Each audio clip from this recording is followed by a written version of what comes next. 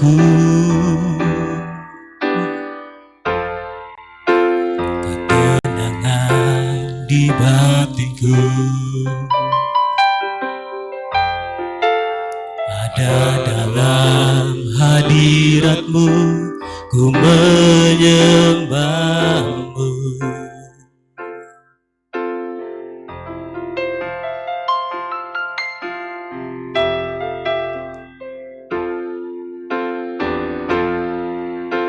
Tersungkurku di kakimu,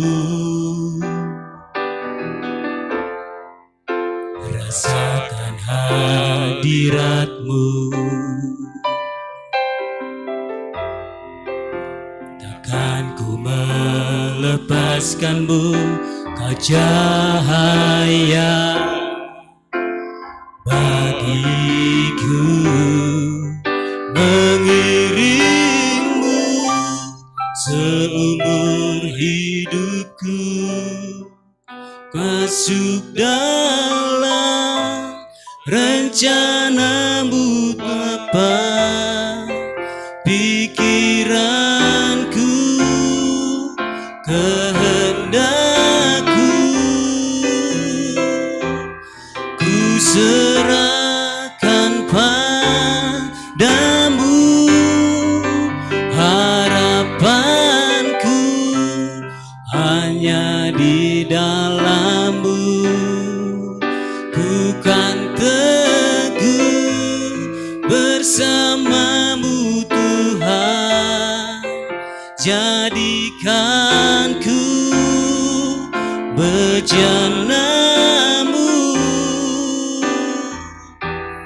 untuk memuliakan-Mu. Kita akan puji ini kembali.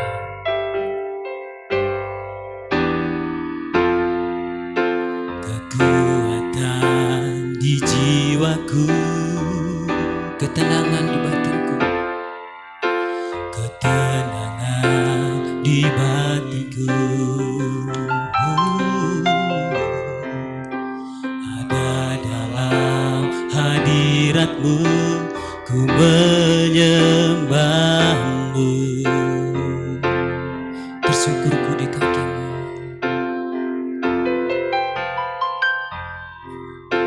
tersungkurku di kaki-Mu.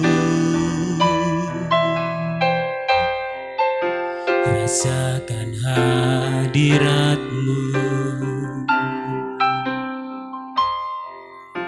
Takkan ku melepaskan-Mu, kau cahaya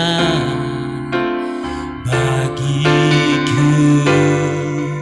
Mengiringmu seumur hidupku, masuk dalam rencana-Mu Bapa. Pikiranku, kehendakku, ku serahkan padamu. Harapanku hanya di dalam-Mu. Ku kan teguh bersama-Mu Tuhan. Jadikanku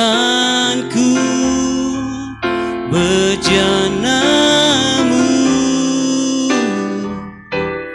untuk memuliakan-Mu.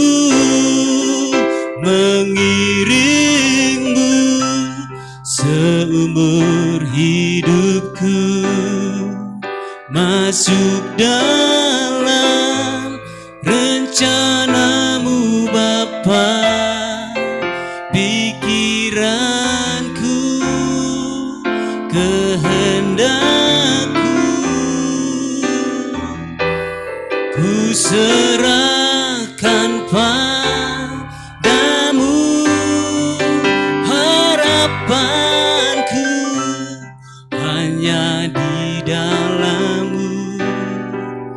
Ku kan teguh bersamamu Tuhan, jadikan ku bejanamu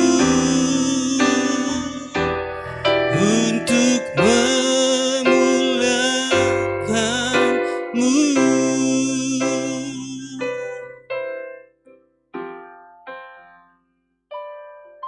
Selamat malam Bapa, selamat malam Yesus, selamat malam Roh Kudus. Terima kasih Tuhan, terima kasih untuk setiap anugerah Tuhan dalam hidup kami. Sehingga kami boleh hadir ya Tuhan pada malam hari ini ya Tuhan Yesus. Membawa setiap pergumulan kami Tuhan, membawa setiap beban berat dalam hidup kami. Kami mau senantiasa dekat di hadirat-Mu Tuhan. Mengiring Engkau ya Tuhan seumur hidup kami. Biarlah tuntunan Roh Kudus-Mu ya Tuhan, dan senantiasa membawa kami ke dalam hadirat-Mu ya Tuhan. Terima kasih Bapa. Biarlah Tuhan yang melawat setiap anak-anak Tuhan, Jemaat Saparipak Baptis Fellowship Tuhan pada malam hari ini. Dimanapun mereka berada ya Tuhan, kami tidak tahu ya Bapa mencari pergumulan mereka, tapi Engkau Maha segalanya Tuhan. Biarlah Tuhan berkarya Tuhan melalui setiap hidup kami. Memulihkan kami Tuhan.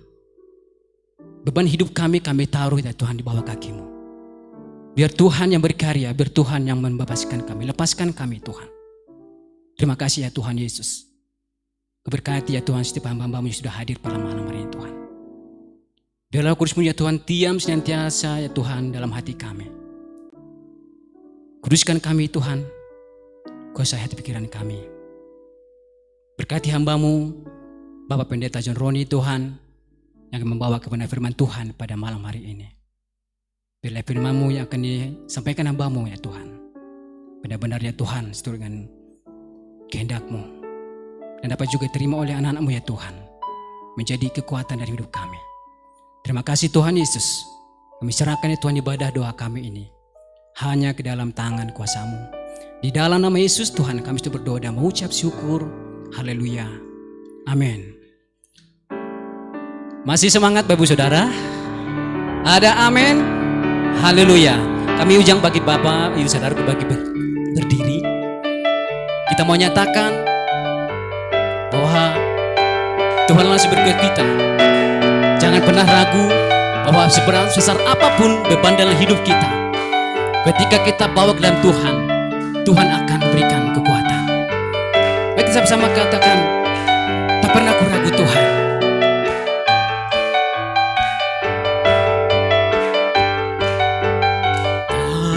Tak pernah ku ragu akan kesetiaan-Mu.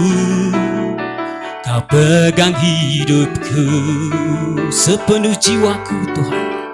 Sepenuh jiwaku ku yakin dan percaya, Kau tuntun langkahku.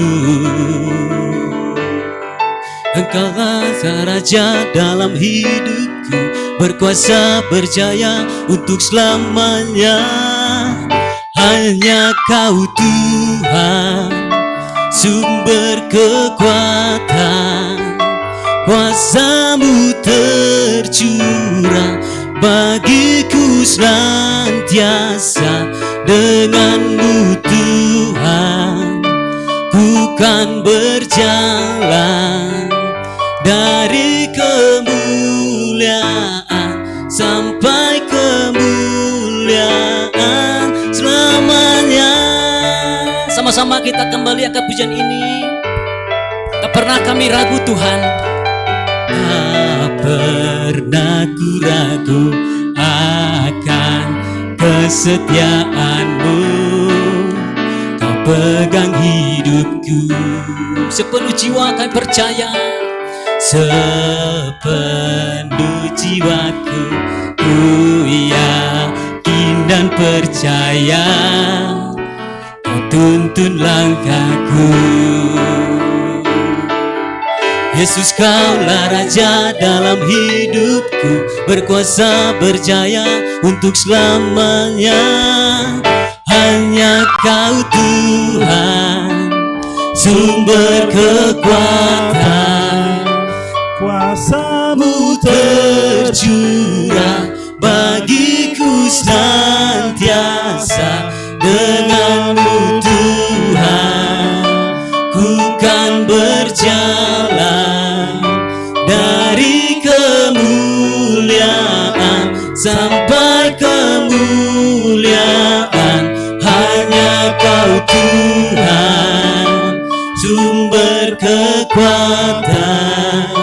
Kuasa-Mu tercurah bagiku senantiasa. Dengan-Mu Tuhan, ku kan berjalan dari kemuliaan sampai kemuliaan selamanya.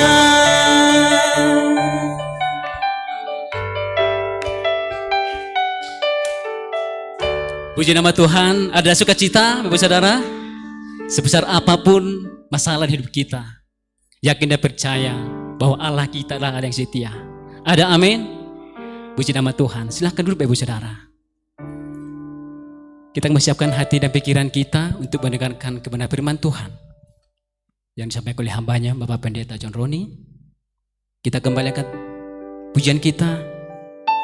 Kau mau seperti-Mu Yesus, bagaikan bejana yang siap dibentuk. Demikianlah hidup kami ada di hadirat-Mu. Bagaikan bejana siap dibentuk, demikian hidupku di tangan-Mu. Dengan urapan kuasa Roh-Mu, ku dibaharui selalu. Jadikan ku Allah dalam rumah-Mu, demikian hidupku di tangan-Mu. Bentuklah seluruh kehendak-Mu, pakailah sesuai rencana-Mu. Ku mau seperti-Mu Yesus, disempurnakan selalu dalam segenap jalanku, memuliakan nama-Mu. Bagaikan bejana yang siap dibentuk, bagaikan bejana siap dibentuk, demikian hidupku di tangan-Mu.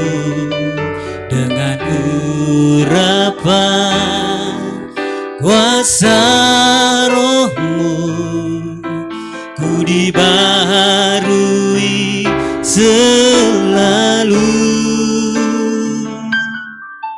Jadikan ku Allah dalam rumah-Mu, inilah hidupku di tangan-Mu.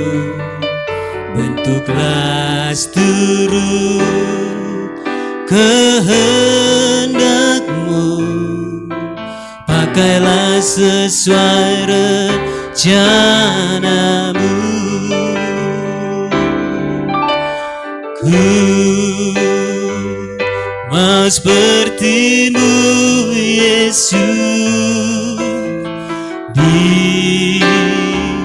disempurnakan selalu dalam segenap jalanku, memuliakan namamu. Jemaat bangkit berdiri. Mau sepertimu Yesus, disempurnakan selalu dalam segenap jalanku, memuliakan namamu.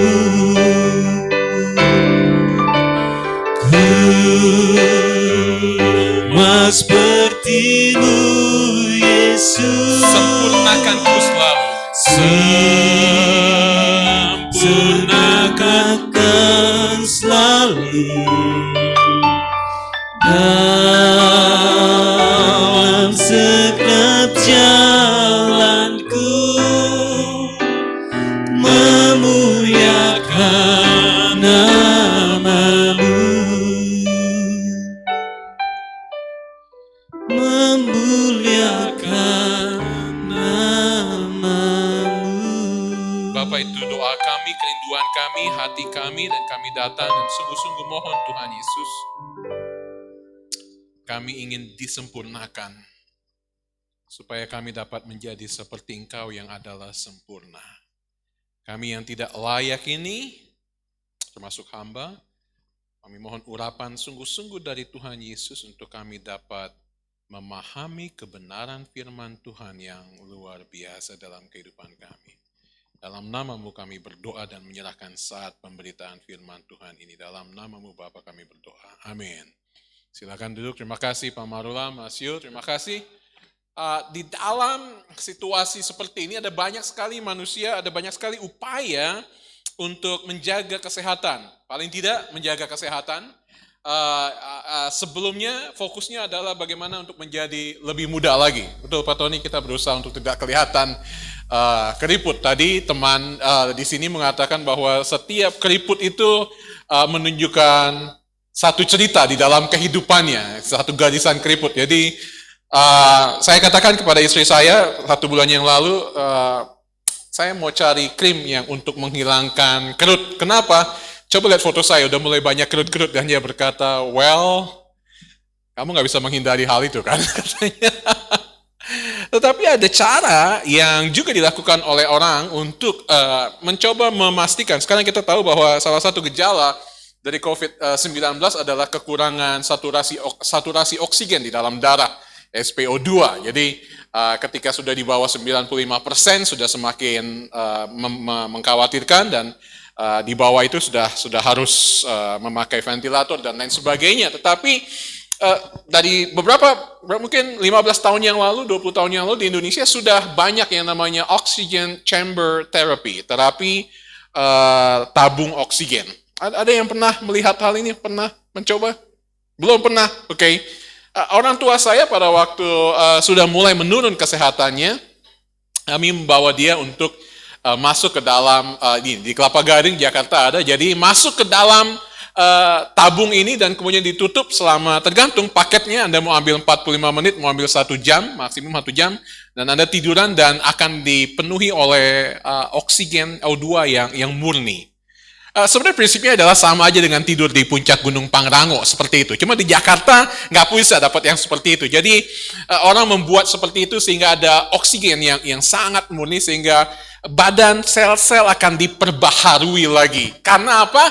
Karena mereka ada di dalam. Mereka ada di dalam. Orang tersebut dimasukkan ke suatu tempat di mana akan dipenuhi dengan oksigen, untuk sesuatu yang menolong kehidupannya. Dan yang akan kita bicarakan pada malam hari ini adalah bukan ketika Anda berada di dalam chamber therapy, oxygen chamber therapy, tetapi ketika Anda berada di dalam Kristus, when you are in Christ. Ketika Anda berada di dalam Kristus. Kita sedang melanjutkan seri dari kitab Kolose dan kita sampai di pasal yang kedua ayat 6 sampai dengan ayat yang ke-12. Dikatakan seperti ini, kamu telah menerima Kristus Yesus. Ketika kita melihat kalimat ini, kita tahu bahwa Surat ini ditujukan kepada orang-orang yang sudah menerima Yesus sebagai Tuhan dan Juru Selamat. Karena Paulus mengatakan, kamu telah menerima Kristus. Bukan terimalah Kristus, tapi kamu telah menerima Yesus Tuhan kita. Karena itu hendaklah hidupmu tetap di dalam Dia. Nah, kalau Anda perhatikan, saya sengaja memang membuat, sayang pointernya nggak berfungsi dengan baik. Kata di dalam Dia itu saya highlight dengan warna kuning, dan hendaklah itu dengan highlight warna hijau. Anda lihat, hendaklah kamu berakar di dalam Dia dan dibangun di atas Dia. Hendaklah kamu bertumbuh dalam iman yang telah diajarkan kepadamu, dan hendaklah hatimu melimpah dengan syukur. Hati-hatilah supaya jangan ada yang menawan kamu dengan filsafatnya yang kosong dan palsu menurut ajaran turun-temurun dan roh-roh dunia, tetapi tidak menurut Kristus. Sebab dalam Dialah berdiam secara jasmaniah seluruh kepenuhan kealahan, dan kamu telah dipenuhi di dalam Dia. Dialah kepala semua pemerintah dan penguasa. Dalam Dia kamu telah disunat, bukan dengan sunat yang dilakukan oleh manusia, tetapi dengan sunat Kristus, yang terdiri dari penanggalan akan tubuh yang berdosa. Karena dengan Dia kamu dikuburkan dalam baptisan, dan di dalam Dia kamu turut dibangkitkan juga oleh kepercayaanmu kepada kerja kuasa Allah yang telah membangkitkan Dia dari antara orang mati. Yang menjadi perhatian kita pada malam hari ini adalah ayat ke-9 dan ke-10. Dikatakan, sebab dalam Dialah berdiam secara jasmaniah seluruh kepenuhan kealahan, dan kamu telah dipenuhi di dalam Dia. Dialah kepala semua pemerintah dan penguasa. Nah, saya sengaja menggarisbawahi dua kata itu, seluruh kepenuhan. Oke? Orang-orang yang datang dalam Rabu malam biasanya orang-orang yang mau belajar lebih dalam lagi. Oleh karena itu, kita belajar lebih dalam lagi. Ada istilah di dalam teologi yang namanya tautologi. Tautologi adalah satu hal yang biasa dikatakan bahwa ingin menggunakan kata yang berbeda tetapi untuk memberikan penekanan. Dua kata yang berbeda tetapi memiliki maksud yang sama dengan tujuan untuk memberikan penekanan. Sebenarnya kalau Paulus mau mengatakan secara jasmania seluruh kealahan, kita sudah dapat mengerti, betul? Kalau tidak ada kata kepenuhan. Atau kalau Paulus hanya mau mengatakan sebab dalam Dialah berdiam secara jasmania kepenuhan kealahan, kita mengerti. Tetapi Paulus karena inspirasi dari Roh Kudus sengaja memberikan tautologi kepada kita di sini untuk memberikan penekanan betapa pentingnya seluruh kepenuhan kealahan. Seluruh kepenuhan artinya di dalam diri kita ini yang sudah menerima Yesus Kristus sebagai Tuhan dan Juru Selamat, Roh Kudus diam, dan seluruhnya. Allah tidak sekedar memberikan setengah rohnya kepada kita, Allah tidak memberikan sepertiga rohnya kepada kita, tetapi Allah memberikan seluruhnya dan kepenuhan, the wholeness, ya diberikan kepada kita dengan maksud supaya kita benar-benar berada di dalam Kristus. Kita dikuasai oleh Kristus yang adalah kepala dari semua pemerintah dan penguasa. Nah, konsekuensi dari kepenuhan Allah adalah Anda dipenuhi, betul? Anda dipenuhi dengan oxygen chamber terapi tersebut, dan Anda berada di dalam Dia. Itu sebabnya tadi kita melihat di dalam ayat ini, di dalam Dia, diulangi lagi. Dan ini bukan hanya di dalam kitab Kolose saja, tetapi kalau Anda membaca kitab Efesus, juga Paulus memberikan penekanan mengenai betapa kita harus berada di dalam Kristus, di dalam Kristus. Anda membaca frase in Christ. Kita berada di dalam Kristus, dan dia ingin memberikan penekanan, ingin memberikan perbedaan antara, perhatikan bahwa Paulus adalah guru agama Yahudi, orang yang belajar agama Yahudi lebih dalam. Dia ingin memberikan perbedaan antara orang yang berada di dalam hukum Taurat dan mereka yang berada di dalam kasih karunia Yesus Kristus. Sebabnya dia memberikan penekanan seperti ini. Nah, Anda tahu bahwa selama beberapa minggu ini, dan juga kita mengucap syukur bahwa hari Rabu kita belajar kitab Kolose, hari Minggu kita belajar dari kitab 1 Yohanes, dan kita sudah belajar 2 minggu ini bahwa dari kitab 1 Yohanes ada ajaran sesat yang merongrong orang-orang yang menerima surat dari Rasul Yohanes kepada mereka. Di dalam ini kita juga melihat bahwa Rasul Paulus sedang menekankan mengenai pentingnya memiliki pemahaman yang benar tentang Yesus Kristus, sehingga ketika Gnosticism, ajaran sesat ini merongrong mereka, mereka tahu bahwa mereka berada di dalam ajaran yang kuat. Itu sebabnya seringkali target dari ajaran yang sesat adalah, saya pernah mengatakan ini beberapa minggu yang lalu, mereka akan menyerang mengenai pribadi Yesus Kristus. Misalnya Anda bertemu dengan saksi Yehova, mereka akan mengatakan bahwa Yesus adalah salah satu dari Allah. Kita akan menjadi Allah. Yesus bukan satu-satunya Allah, bukan Allah, tetapi dia adalah salah satu dari Allah. Anda berkata tentang Mormon pun, mereka akan mengatakan tersebut. Tetapi kita tahu bahwa Yesus Kristus adalah pribadi Tritunggal, dia adalah Allah yang hidup. Yang kemudian juga target dari ajaran sesat adalah menyerang identitas Anda dan saya di dalam Yesus Kristus. Ya, ini yang sangat mereka akan membuat kita menjadi ragu, apakah kita sungguh-sungguh diselamatkan atau tidak? Apakah kita sungguh-sungguh berada di dalam Kristus atau tidak? Ya. Kadang-kadang Anda akan bertanya, apakah saya sudah sungguh-sungguh diselamatkan? Ada orang yang mengatakan bahwa kalau Anda 1% saja ragu bahwa Anda sudah diselamatkan, Anda pasti belum diselamatkan. Saya tidak sependapat dengan hal tersebut. Kadang-kadang kita di dalam perjalanan hidup kita memiliki keraguan. Ketika kita jatuh ke dalam dosa, ketika kita gagal untuk hidup sesuai dengan kehendak Tuhan. Apakah ada contoh di dalam perjanjian baru yang seperti itu? Oh, tentu saja ada. Yohanes Pembaptis ketika dia ditahan di dalam penjara. Nah, ingat, dia berkhotbah dengan luar biasa, dia menegur Herodes, dan kemudian dia dipenjara, dan dia mengirim murid-muridnya datang kepada Yesus dan bertanya, engkaukah Mesias itu atau haruskah kami menanti yang lain?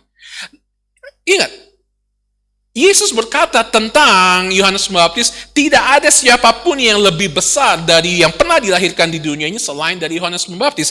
Tetapi Yohanes Pembaptis pun pernah berkata, haruskah kami menanti yang lain? Artinya dalam kehidupan dia sempat memiliki keraguan tentang Yesus Kristus. Nah, wajar untuk memiliki keraguan tersebut, tetapi untuk itulah kita datang, seperti khotbah minggu yang lalu, kita berada di dalam persekutuan ini untuk kita belajar. Karena ketika kita berada di dalam Kristus, kita akan belajar mengenai 3 hal ini. Anda akan bertumbuh sesuai dengan ajaran yang sehat, itu sebabnya kita datang. Lalu kemudian Anda pasti akan berhadapan dengan ajaran yang sesat, oke? Lalu kemudian Anda akan mengalami kepenuhan Kristus. Yang pertama, kita akan melihat apa yang dikatakan oleh ayat yang ke-6. Anda akan bertumbuh sesuai dengan ajaran yang sehat ketika Anda berada di dalam Kristus. Apa yang dikatakan di dalam ayat yang ke-6 ini, ketika dikatakan bahwa kamu telah menerima Kristus, dan ayat ke-7 mengatakan hendaklah kamu, dikatakan di situ, berakar di dalam Dia, dibangun di atas Dia, bertambah teguh dalam iman yang telah diajarkan kepadamu. 3 hal paling kurang yang diajarkan di sini. 1, berakar, 2, dibangun, dan kemudian yang ketiga, bertambah teguh. Nah, kita melihat satu hal sini. Kita harus berjalan di dalam Dia. Tadi dikatakan di dalam ayat yang ke-6, karena itu hendaklah hidupmu tetap di dalam Dia. Di dalam bahasa aslinya kata tetap di dalam Dia, hidupmu tetap berada di dalam Dia adalah kata berjalan. Artinya kita harus berjalan di dalam Kristus, dan kemudian dia berkata juga, hendaklah kita berakar di dalam Dia. Nah, seorang ahli biologi mengatakan bahwa kalau Anda melihat sebuah pohon, akar itu memiliki 20% bagian dari sebuah pohon. 20%, 1/5 bagian dari pohon itu tidak Anda lihat, betul? Seringkali kita tidak melihat akar, kecuali pohon yang sudah besar sekali dan Anda melihat akarnya kemana-mana. Tetapi rata-rata kita tidak melihat akar, padahal akar itu memiliki komposisi 20% dari sebuah pohon. Ada orang yang mengatakan sebuah pohon yang sudah memiliki puluhan tahun, kalau digabungkan akar-akarnya, akan mungkin memiliki panjang ratusan kilometer. Karena memang akarnya sudah kemana-mana. Pada waktu tahun 70, saya berbicara mengenai tahun 70 Masehi. Masih ingat Hari Minggu yang lalu saya berbicara ada 3 tahun yang Anda harus ingat. 586 sebelum Masehi, kerajaan Israel ditaklukkan oleh Asyur. Tahun 722 kerajaan Israel di utara ditaklukkan oleh kerajaan Asyur. 586 sebelum Masehi, kerajaan Yehuda di selatan ditaklukkan oleh kerajaan Babel.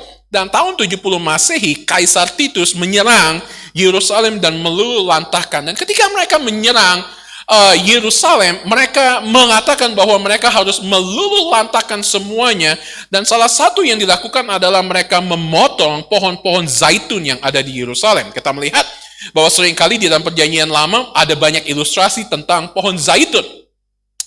Pohon zaitun begitu penting sekali bagi bangsa Israel. Bagi bangsa Israel, minyak zaitun mereka pakai dan lain sebagainya. Dan mereka memotong dengan harapan bahwa tidak ada lagi penghidupan untuk orang-orang Israel. Tetapi mereka lupa, mereka tidak, tentara nggak belajar biologi, orang biologi juga tidak belajar berperang.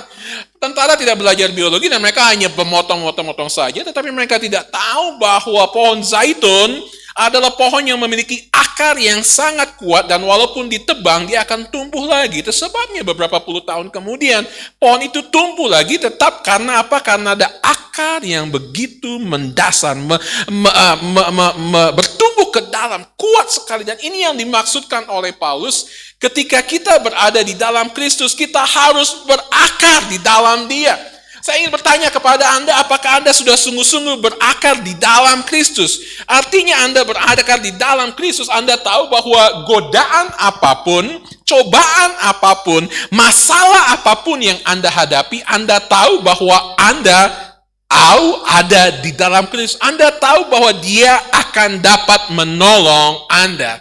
Dan Anda berkata, Ron, lu nggak tahu apa yang gua hadapi sekarang. Sorry pakai lu dan gua. Anda tidak tahu apa yang saya sedang hadapi saat ini. Saya katakan beberapa bulan yang lalu, Anda pun tidak tahu apa yang sedang saya hadapi saat ini. Oke?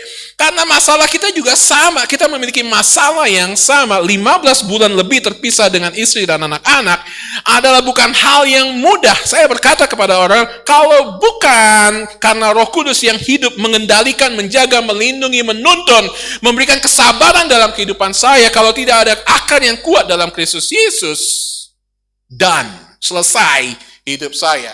Bukan saja Anda harus berakar, tetapi Anda harus dibangun di dalam Dia. Kata dibangun di sini merupakan kata untuk sebuah bangunan yang ditulis dalam bentuk kata kerja aktif yang terus-menerus. Artinya adalah bukan seperti kita melihat sebuah gedung dibangun dan selesai. Tetapi kita melihat sebagai satu proses yang terus-menerus dilakukan. Ada orang yang kita menyebut Presiden Soeharto adalah bapak pembangunan karena sepanjang perjalanan kepemimpinannya dia terus membangun. Dan inilah yang dimaksudkan bahwa kita tidak terus hanya sampai satu titik saja kita merasa kita sudah selesai pembangunan tubuh kerohanian kita, tetapi terus-menerus kita dibangun dan kita kemudian diteguhkan dan kemudian kita hasil dari berjalan, berakar, bertumbuh dan kemudian dibangun, diteguhkan, kita akan menjadi orang yang penuh dengan pengucapan syukur. Pengucapan syukur. Kita sudah pernah berbicara pengucapan syukur ketika semakin banyak orang di sekitar kita yang kena COVID-19. Betul? Semakin banyak orang yang kita kenal, dan saya dan Pendeta Il dan Bu Ir, kita punya hamba Tuhan, teman hamba Tuhan yang baru saja istrinya dipanggil oleh Tuhan, dan beberapa teman ada di dalam ICU saat ini, dan semakin banyak. Dan ada seorang teman yang berkata, kita semua tinggal tunggu tanggal mainnya aja. Artinya, Anda yang sudah pernah kena mengucap syukur, tapi ada teman saya juga yang sudah pernah kena, dan kemudian sekarang kena lagi. Anda tahu bahwa ini menarik sekali kalau kita lihat COVID ini sulit untuk dapat dipelajari, tetapi Tuhan mau kita memiliki kehidupan yang penuh dengan pengucapan syukur. Dan Anda pernah mendapat pesan WhatsApp dari siapapun yang seringkali menguatkan dengan mengatakan, kalau kita masih bisa bangun pagi dan ada atap di rumah kita adalah orang yang berbahagia karena ada jutaan orang yang tidak punya tempat tinggal. Kalau kita bisa bangun pagi dan pergi ke dapur, ada teh manis dan roti, kita mengucap syukur karena ada jutaan orang yang tidak bisa makan seperti yang kita makan. Kalau kita masih bisa pergi ke tempat pekerjaan kita mengucap syukur karena ada jutaan orang yang tidak punya pekerjaan. Ini saya mau mengatakan, kita bangun, kita masih bisa bernafas, tetapi yang lebih dari semua orang tersebut, kita tahu bahwa pada saatnya waktu itu selesai, kita tutup mata kita buka mata kita, dan kita akan melihat Yesus Kristus, Tuhan dan Juru Selamat kita. Seorang yang bernama Fanny J. Crosby, seorang yang terlahir dengan mata yang buta. Dia menulis 4.000 lebih lagu him.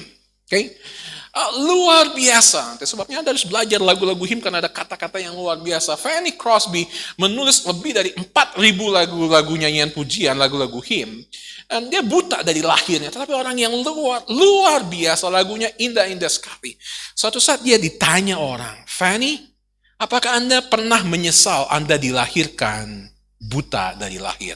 Dan dia berkata seperti ini, tidak. Karena orang pertama yang saya akan lihat nanti adalah Yesus Kristus. Anda pernah mengalami masalah dengan mata? Saya pernah satu hari kena ada kemasukan gram, istilah serbuk besi. Nah, kornea mata saya sedang bekerja pada waktu itu dan perih sekali. Tidak tahan 1-2 jam itu saya kemudian dibawa langsung ke Rumah Sakit Royal Taruma. Waktu itu sedang di SCT Baptis Jakarta. Kemudian ada dokter spesialis mata di sana dan kemudian dimasukkan ke dalam ruang prakteknya, dimatikan lampu, dan dia berkata kepada asistennya, ambilkan ini, ambilkan itu, mata saya dibuka, dipaksa dibuka gitu, diganjel, yang sebelah saya lupa, kiri atau kanan diganjel. Saya mendengar semua perintahnya sampai satu saat saya hampir lari ketika dia berkata kepada asistennya, suster, ambil jarum. Ambil jarum. Dan ternyata dia pakai ambil jarum itu untuk ambil gram serbuk itu dari mata saya. Luar biasa, saya bicara kepada dokter yang lain dan dokter itu berkata, iya Pak, gampang itu kalau Bapak datang ke saya, nggak usah ke spesialis, 5 menit juga selesai, saya ambil. Tapi jarum dok, iya memang begitu, mau apa lagi? 1 hari kemudian saya nggak bisa melihat, karena harus istirahat. Sengsara sekali. Apalagi seorang seperti Fanny Crosby, puluhan tahun tidak pernah melihat, tetapi dia berkata, aku mengucap syukur. Coba lihat, kehidupan pengucapan syukur apa yang Anda miliki saat ini. Renungkan. Anda sedang mengeluh. Anda sedang mengeluh. Anda sedang protes kepada Tuhan. Kalau saya protes tiap pagi. Saya komplain tiap pagi dan saya harus mengaku dosa setiap pagi. Tuhan ampuni karena saya komplain, saya mengeluh, dan lain sebagainya. Anda bukan saja harus bertumbuh dengan ajarannya. Oh, tetapi ini saya mau bagikan ilustrasi. Kalau Anda melihat di dalam Mazmur 1, ada ilustrasi ketika dikatakan, ia seperti pohon yang ditanam di tepi aliran air, yang menghasilkan buahnya pada musimnya dan yang tidak layu daunnya. Coba garis bawah itu. Apa saja yang diperbuatnya berhasil. Apa saja yang diperbuatnya berhasil. Pak Tony enak ya kalau dalam bisnis segala sesuatu yang kita lakukan berhasil. Tapi nggak begitu kenyataannya. Tetapi di dalam kerohanian, di dalam pertumbuhan kerohanian kita, ketika kita berada di dalam Kristus, Tuhan mengatakan apa saja yang diperbuatnya berhasil. Yang kedua, ketika Anda bertumbuh, Anda pasti akan berhadapan dengan ajaran sesat. Beberapa sudah pernah mengalami hal seperti ini, beberapa orang yang sudah memiliki anak yang sudah menikah atau hampir menikah. Kami punya 3 anak remaja gadis dan tak saatnya bagi kami untuk memberikan nasihat kepada mereka. Kami berkata kepada mereka, ada satu hal yang paling penting ketika kalian mulai berpacaran, saya katakan. Yang pasti laki-laki itu harus berani datang ke rumah kita. Dia berbicara dengan saya dan akan berani propose untuk mengatakan saya mau date dengan anak bapak. Dan saya katakan pertanyaan yang paling pertama adalah saya mau bertanya, udah pernah baca Alkitab atau belum? Sudah terima Yesus sebagai Tuhan dan Juru Selamat atau belum? Kami mencoba untuk membekali anak-anak kami. Saya yakin orang-orang tua yang sudah dewasa di sini juga sudah pernah memiliki anak yang dewasa mengalami hal tersebut. Membekali mereka dengan kenyataan.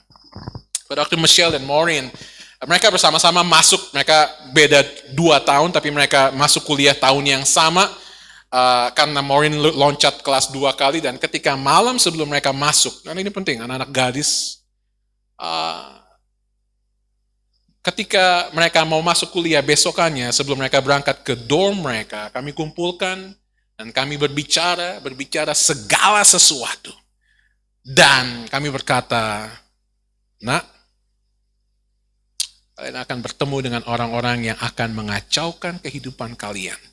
Kalian akan bertemu dengan orang-orang yang akan mengganggu iman kalian.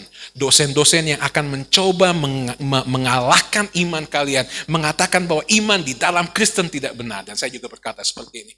Kalian akan bertemu dengan laki-laki yang mengatakan, I love you so much and I will die for you. Tetapi kemudian mereka akan mencoba merenggut keperawanan kalian. Dan saya berkata, satu hal yang kami minta adalah, keep your virginity until you get married. Kami tahu betapa pentingnya bagi mereka untuk menjaga kesucian mereka, keperawanan mereka sampai pada hari pernikahan. Dan ini adalah sesuatu yang kami bekali kepada mereka karena kami tahu bahwa mereka pasti akan berhadapan dengan hal-hal seperti itu. Tetapi kita pun semua pasti akan berhadapan dengan ajaran sesat yang dikatakan di dalam ayat 8. Hati-hatilah supaya jangan ada yang menawan kamu dengan filsafatnya yang kosong dan palsu menurut ajaran turun-temurun dan roh-roh dunia dan tidak menurut Kristus. Dan ini yang dikatakan oleh Paulus dan dia mencoba untuk mengajarkan ada 3 hal yang dicoba dikatakan oleh Paulus di dalam ayat ini. Yang pertama, ajaran sesat melalui filsafat dunia. Dikatakan di sini dengan filsafatnya yang kosong. Dan kemudian yang 2 dikatakan dengan tradisi. Kita tahu bahwa ada banyak hal yang kita percayai turun-temurun. Jangan ini, jangan itu, karena ini, karena itu. Dan kita harus tahu mana yang betul-betul merupakan ajaran Alkitab atau hanya tradisi saja. Dan yang kedua juga ajaran sesat melalui roh dunia yang dikatakan di sini ketika dikatakan dan roh-roh dunia tetapi tidak menurut Kristus. Di dalam Alkitab ada cerita mengenai orang yang memiliki perjalanan awal yang sangat baik. Misalnya dalam kitab Hakim-Hakim, kita belajar mengenai seorang yang bernama Gideon yang menyerang Midian dengan hanya 300 orang. Dan Anda tahu bahwa hidupnya awalnya baik, tetapi di dalam akhir hidupnya Gideon jatuh ke dalam penyembahan berhala. Memiliki awal yang baik, tetapi kemudian memiliki akhir yang tidak baik. Dan ini yang harus kita jaga, bahwa ketika kita berjalan bersama dengan Kristus, ketika kita hidup di dalam Kristus, kita pasti akan berhadapan dengan ajaran-ajaran yang sesat. Nah, kita sekarang sedang banyak bicara mengenai vaksin, betul? Dan saya tidak tahu sampai dengan membaca berita-berita ada dari sinode tertentu yang harus mengeluarkan surat penggembalaannya karena jemaatnya ada yang dipengaruhi oleh ajaran-ajaran yang lain yang mengatakan bahwa ada microchip yang dimasukkan ke dalam vaksin, yang dimasukkan ke dalam tubuh manusia, dan ini merupakan nubuatan, penggenapan dari nubuatan tentang 666. Dan saya hanya berkata, oke, saya bukan orang saintis yang luar biasa, tahu ini dan lain sebagainya, tapi saya tidak pernah percaya ada microchip yang begitu kecil yang bisa masuk ke dalam tetesan suntikan jarum suntik sehingga tidak diketahui. Ini sulit sekali. Saya tidak yakin akan ada seperti itu. Tetapi ada banyak orang yang dipengaruhi oleh ajaran-ajaran yang tidak sehat. Bagaimana kita tahu ajaran yang sehat? Dengan belajar kepada firman Tuhan. Saya pernah mengajarkan kepada Anda di sini bahwa Anda tidak harus belajar mengenai saksi Yehova, Mormon. Kalau ada waktu silakan. Tetapi jauh lebih penting untuk tahu mana yang baik. Putra misalnya punya keahlian mengenai kopi, betul? Bagaimana dia tahu kopi itu tidak baik atau kurang enak? Karena dia tahu standar kopi yang baik. Bagaimana kita tahu bahwa kopi itu tidak enak kalau kita tidak pernah mencobai kopi yang murni, kopi yang asli? Kita harus tahu ajaran yang benar dengan baik sampai kemudian kita katakan ini tidak baik, ini tidak benar. Ini yang kita lihat bahwa yang akan kita alami adalah kita harus bertumbuh sesuai dengan ajaran yang sehat. Kita harus menerima kenyataan bahwa kita pasti akan berhadapan dengan ajaran yang sesat, tetapi kita juga akan mengalami kepenuhan Kristus. Ayat 10 mengatakan, dan kamu telah dipenuhi di dalam Dia. Tahukah Anda ini berita yang luar biasa indah? Bahwa Allah segala Allah, Tuhan segala Tuhan, Raja di atas segala Raja, memberikan rohnya kepada kita. Dan roh tersebut memenuhi kehidupan kita. Anda tahu bahwa ini harus diawali dengan sunat lahiriah. Artinya adalah bahwa kita harus membuang yang kotor dari kehidupan kerohanian kita dan kemudian kita dimeteraikan dengan baptisan. Nah, Anda belajar bahwa di dalam Kolose pun kita lihat bahwa dia sedang berbicara mengenai baptisan. Dikatakan kamu mati, dikuburkan di dalam Kristus dan kamu juga dibangkitkan dalam Kristus. Anda tahu bahwa upacara pembaptisan merupakan gambaran. Ada dua hal, gambaran akan kematian Kristus dan kebangkitan Kristus dalam kehidupan kita. Sehingga Anda yang belum pernah mengabarkan Injil, tahukah Anda pada waktu Anda dibaptiskan secara selam, saya katakan dibaptiskan secara selam, itu untuk pertama kalinya Anda memberikan kesaksian pengabaran Injil kepada orang lain.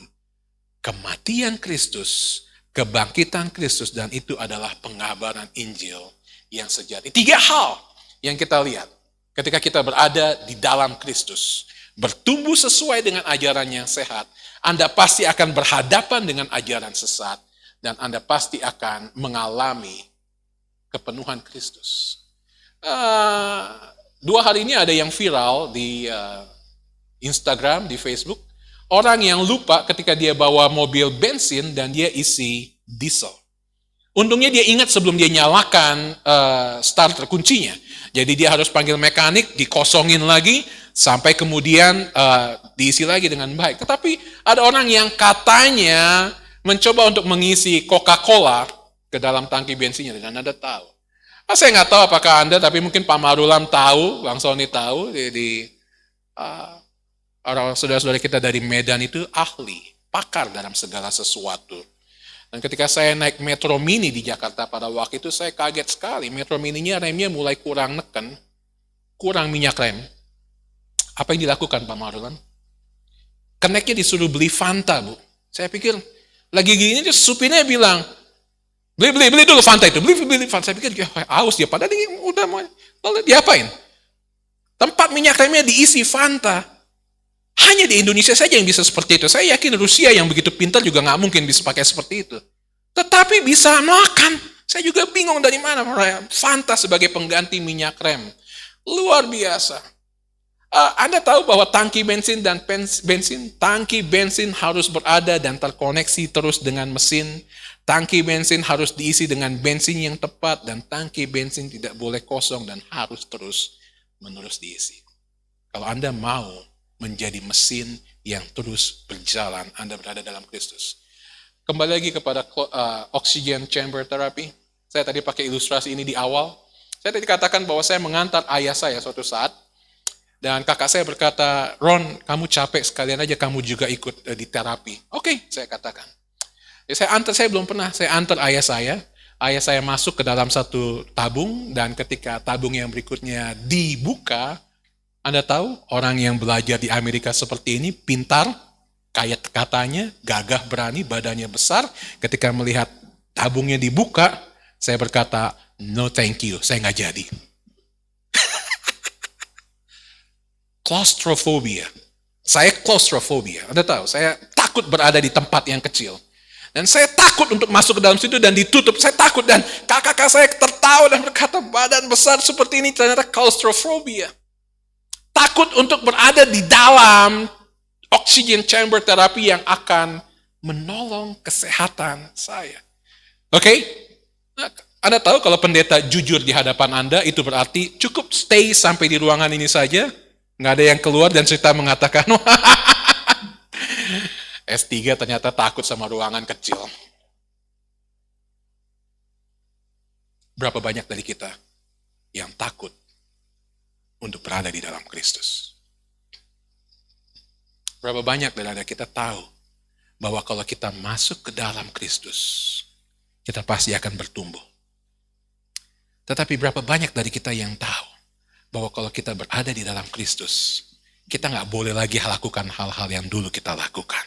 Kita nggak boleh lagi katakan hal-hal yang dulu kita katakan. Kita nggak boleh pikirkan hal-hal yang dulu sering kita pikirkan. Tapi kita memilih untuk tidak berada di dalam Kristus. Padahal kalau kita berada di dalam Kristus, kita akan bertumbuh. Kita akan dipenuhi. Kita akan menjadi berkat. Dan berbicara menjadi berkat, saya ingin tantang Anda. Besok kedua kalinya kita akan mengadakan test food untuk saung safari. Ada banyak persiapan yang luar biasa. Tapi saya ingin katakan bahwa sehebat-hebatnya, sejago-jagonya Bu Yuni dan Bu Yuli masak, semuanya tidak akan bisa apa-apa kalau kita tidak mendukung satu dengan yang lain. Anda tahu bahwa Tuhan menempatkan kita di tempat yang baik ini untuk menjadi berkat. Dan Tuhan kehendaki Senin nanti, kita akan buka satu pelayanan. Saya pernah katakan kepada church leaders, satu pelayanan yang ada banyak gereja ingin lakukan, tetapi mereka tidak dapat lakukan. Kita punya berkat dan kita dapat melakukannya di sini. Tidak jauh dari tempat kita tinggal, tidak jauh dari tempat kita bekerja. Karena apa? Karena Tuhan ingin kita menjadi berkat bagi banyak orang. Saya mau menantang Anda. Saya mau menantang Anda untuk berkata, pelayanan itu adalah pelayanan saya. Saya mau ambil bagian, saya mau memberikan yang terbaik untuk kemuliaan nama Tuhan Yesus. Bapak, Engkau baik, Engkau luar biasa baik dalam kehidupan kami, dan kami mau datang kepadamu untuk mohon supaya kami yang telah menerima Engkau sebagai Tuhan dan Juru Selamat, biarlah kami tetap hidup di dalam Engkau, berjalan bersama dengan Engkau, dan kami dapat menjadi berkat bagi banyak orang. Bapak, kalau di dalam ruangan ini ada yang sudah diselamatkan tetapi belum sungguh-sungguh berada di dalam Kristus, belum bertumbuh di dalam ajaran yang sesat, hamba berdoa, Tuhan tolong mereka, Engkau berkati mereka. Hamba tahu Tuhan Yesus, di dalam situasi seperti ini ada banyak dari mereka yang perlu kekuatan dari Engkau. Dan hamba berdoa Tuhan Yesus menolong mereka, memberkati mereka. Kekuatan di hidupmu. Kekuatan di hidupku. Ku dapat dalam Yesus. Dia tak pernah tinggalkanku, setia menolongku, berseru berharap dalam Yesus. Kekuatan di hidup. Kekuatan di hidupku, ku dapat dalam Yesus. Dia tak pernah tinggalkanku, setia menopangku,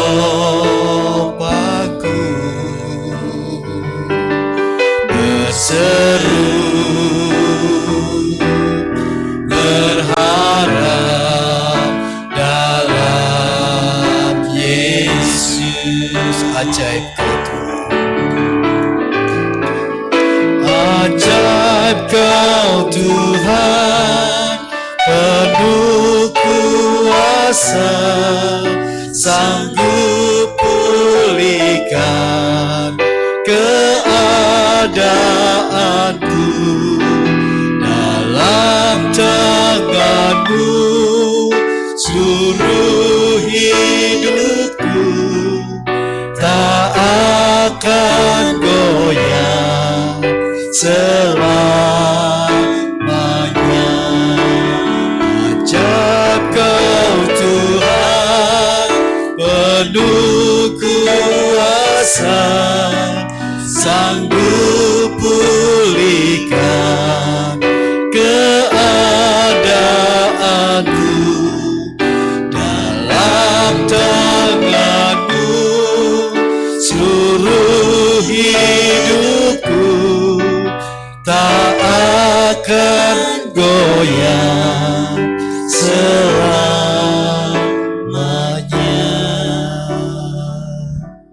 Kita akan berdoa bersama-sama. Kami yakin dan percaya Tuhan, bahwa ketika kami ada di dalam Kristus, ada perkara-perkara besar dan ajaib yang boleh terjadi atas kehidupan kami. Kami berserah sepenuhnya dalam urapan kuasa-Mu. Ketika bangsa dan negara kami, bahkan dunia internasional menghadapi tantangan COVID-19, Tuhan yang menolong supaya keajaiban Tuhan boleh Tuhan nyatakan. Indonesia, dampak yang begitu meningkat di hari ini, kiranya Kau berikan Tuhan bagi bangsa kami pemulihan. Dijauhkan daripada COVID-19. Vaksin yang sudah ada boleh dapat dipakai secara luar biasa dengan pertolongan Tuhan. Bapak Jokowi bersama dengan aparat-aparat yang terkait, Tuhan yang menopang dan menolong. Bahkan para dokter, suster, Tuhan akan urapi, kuasai, dijauhkan dari COVID-19. Ketika mereka menjadi sarana-sarana bagi pemulihan bagi setiap orang yang terdampak. Semuanya Tuhan yang menopang dan menolong. Bukan saja bagi bangsa kami, bagi gereja-gereja, bahkan Gereja Baptis Indonesia, bahkan bagi para hamba Tuhan, bagi seluruh pemimpin gereja dan juga umat Tuhan, dimanapun mereka berada, mereka Engkau lindungi Tuhan. Beberapa pendeta baptis yang terkena COVID-19 bersama dengan keluarga, Tuhan pulihkan. Kami menyerahkan pendeta Trihadianto bersama dengan putra dan putrinya yang masih di rumah sakit baptis. Kami serahkan pendeta Andi Wijaya. Kami serahkan pendeta Refli bersama dengan keluarga. Pendeta Bambang Dominikus bersama dengan anaknya. Kami serahkan Bapa, bahkan mungkin pendeta-pendeta yang lain, pendeta riwayat yang ada di Pekanbaru, dan teman-teman yang lainnya. Tuhan pulihkan. Ibu Sri Haryani, karena kanker pankreas, Tuhan tolong. Ketika sudah biopsi 14 hari nanti, baru ada hasil, semuanya kami serahkan Bapak, keajaiban Engkau nyatakan. PSBB yang sudah dimulai, kiranya Tuhan juga terus menolong Taman Safari Indonesia secara khusus. Ada di dalam genggaman tangan Tuhan dan keajaiban Tuhan. Kami serahkan Pak Jansen, Pak Fran, Pak Tony, bersama dengan komisaris GM sampai kepada staf dan karyawan, berkat-Mu limpahkan atas mereka kekuatan, kesehatan. Sediakan, cukupkan segala kebutuhan dan keperluan dari Taman Safari Indonesia. Grup Taman Safari Indonesia Tuhan berkati. Bahkan juga gereja kami di Induk, Tuhan topang, Tuhan tolong. Pendeta Edwin bersama dengan teman-teman, Pendeta Muksin, kami serahkan juga Pendeta Elia Umbu, Pendeta Dewi Susanto Raharjo, Pendeta Teddy, kami serahkan juga di Bangka, Talu Susua dan Tegal. Engkau berkati pekerjaan Tuhan yang ada di sana. Bahkan perintisan Kemang Bogor, Saudara Usa, Tuhan berkati supaya Injil tetap terberitakan. Kemang Bogor boleh menjadi bagian daripada gereja yang bertumbuh karena ada di dalam Kristus. Secara khusus Safari Park Baptist Fellowship, kami serahkan dalam tangan Tuhan. deklarasi yang akan kami kumandangkan dengan pengorganisasian gereja pada tanggal 21 Februari yang akan datang. Ketika besok ada pemantapan dari induk, bahkan juga dari BPD, Tuhan yang menolong supaya kami semakin dikuatkan untuk boleh menapaki bagaimana kami menjadi gereja yang mandiri, yang ada dalam satu wadah gabungan Gereja Baptis Indonesia. Sekali lagi Tuhan berkati CL dan CW, supaya ada dalam satu kesatuan dan ada di dalam Kristus, bertumbuh bersama-sama dan mengarah pada visi misi yang Tuhan percayakan kepada kami. Bagaimana gereja ini menjadi gereja yang terus bersinar, memancarkan terang kemuliaan Tuhan sampai ke ujung bumi. Injil disaksikan. Terima kasih Bapak. Persiapan untuk penjangkauan, kebersamaan dari karyawan Taman Safari, bahkan mungkin ke tempat yang lainnya melalui Saung Safari, Tuhan berkati. Secara khusus Putra, Tuhan menolong dan menopang supaya boleh dapat mengelola dengan bijak, dengan baik. Bersama dengan Ibu Yuli dan Ibu Ir. Dan sedang mencari volunteer yang ada yang tepat. Tuhan tolong supaya mereka dipakai secara luar biasa, menjadi berkat. Bahkan melalui Saung Safari, Tuhan diberitakan karyawan mengenal Kristus. Semua orang melihat Yesus di dalam kehidupan CL dan CW yang bersatu bersama-sama demi dan untuk kemuliaan Tuhan.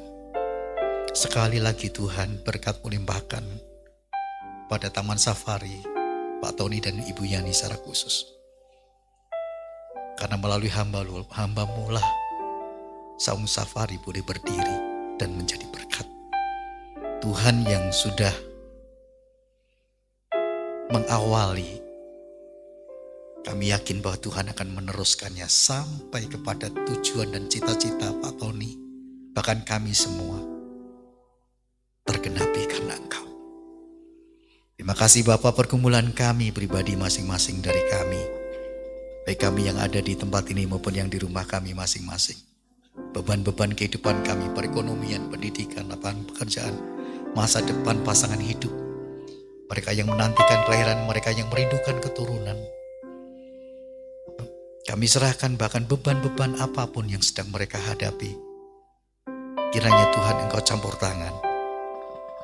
Yang terbaik Engkau siapkan buat kami sekalian.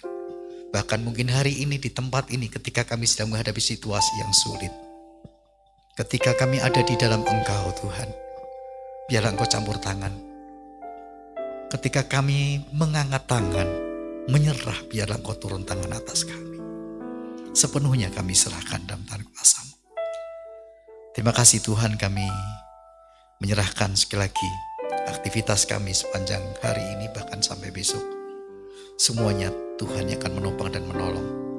Bahkan ketika kami mengakhirinya, ketika kami menikmati berkat yang Tuhan sediakan bagi kami, bahkan ketika kami meninggalkan tempat ini, mohon kiranya Engkau memberkati kami. Berkat-berkat yang terbaik Engkau nyatakan buat kami dan kami boleh diberkati dan menjadi berkat. Terima kasih Tuhan. Tuhan-Mu memberkati-Mu. Tuhan-Mu memberkati-Mu. Tuhan-Mu lindungi menyinari-Mu. Memberi kasih